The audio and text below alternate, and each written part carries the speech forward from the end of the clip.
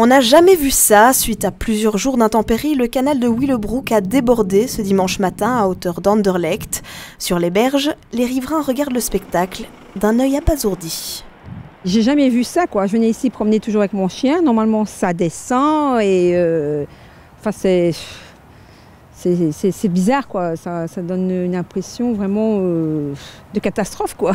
Pas d'aviron au programme pour le cercle des régates de Bruxelles, qui tente plutôt de limiter les dégâts. Vous essayez de sauver le ponton quand vous êtes là? C'est ce que nous essayons de faire, madame. Dans désespoir de cause. On a mis des années pour l'obtenir et on espère le garder.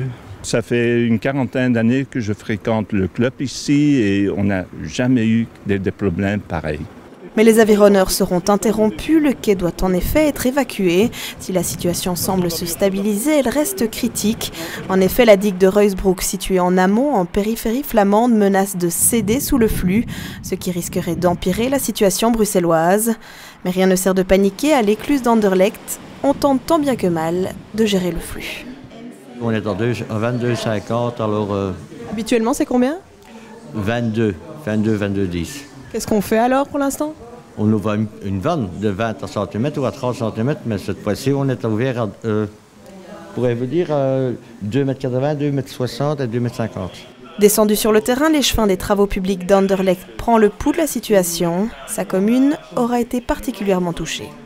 C'est assez exceptionnel. On a notamment donc, le Nerbé de Bleek qui a débordé, donc des habitants donc, ont été sous eau, donc certains ont dû être logés donc, ailleurs.